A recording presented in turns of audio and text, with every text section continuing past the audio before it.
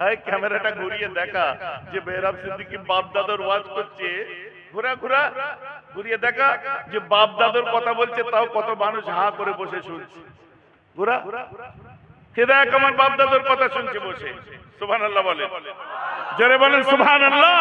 সিলসিলায়ে ফুরফুরা শরীফ দেখেছো, বাপ দাদার কথা বলছি শুনছি। কারণ আল্লাহ আমার বাপ দাদাগুলোকে তেমন দিয়েছিলেন।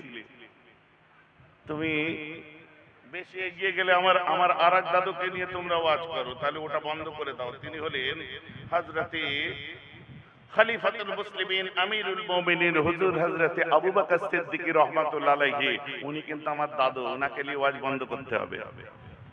তোমাকে হযরতে মুহাম্মদ বিন আবু বকরের কারবালার ঘটনা, আপনারা কি বলে কারবালার পরের ঘটনা বলা বন্ধ করতে হবে। তোমাদেরকে জাইনুল আবেদিনের ওয়াজ করা বন্ধ করতে হবে। তোমাকে হযরত ইমাম হাসানের ওয়াজ করা বন্ধ করতে হবে। বুঝতে পারছেন না? তাই তো আমি বলেছিলাম মুসলমান আমাদেরকে এই জায়গা থেকে মিসআন্ডারস্ট্যান্ড করবেন না।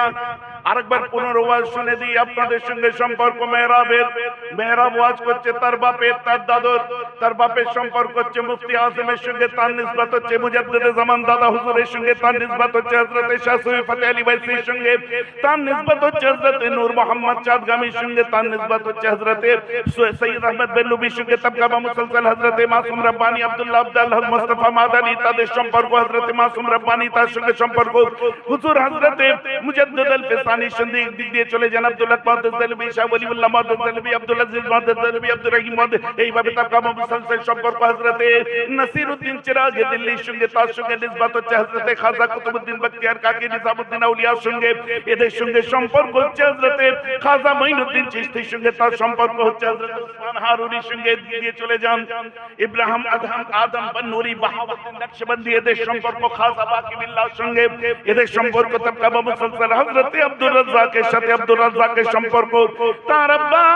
গাউসুল আজম বড় পীর আব্দুল কাদের জিলানীর সঙ্গে, তার নিসবত হচ্ছে ইমাম আবু সালেহ মুসা জঙ্গির সঙ্গে, তার সম্পর্ক হচ্ছে ইমাম রাজির সঙ্গে, তার সম্পর্ক ইমাম জুনায়েদের সঙ্গে, তার সম্পর্ক ইমাম জাফর মুসা কাযিমের সঙ্গে, তার সম্পর্ক ইমাম জাফর সাদিকের সঙ্গে, তার সম্পর্ক ইমাম বাকিরের সঙ্গে, তার সম্পর্ক হযরত ইমাম জাইনুল আবেদিনের সঙ্গে, জাইনুল আবেদিনের সম্পর্ক ইমাম হুসাইনের সাথে, ইমাম হুসাইনের সম্পর্ক হযরত আলীর সাথে, আলীর নিসবত উসমান গনির সাথে, উসমান গনির নিসবত ওমর ফারুকের সাথে, ওমর ফারুকের নিসবত আবু বকর সিদ্দিকের সাথে, আর চার খলিফার নিসবত আমার রাসূলুল্লাহর সাথে, আর রাসূলের নিসবত হলো আবার আল্লাহর সাথে।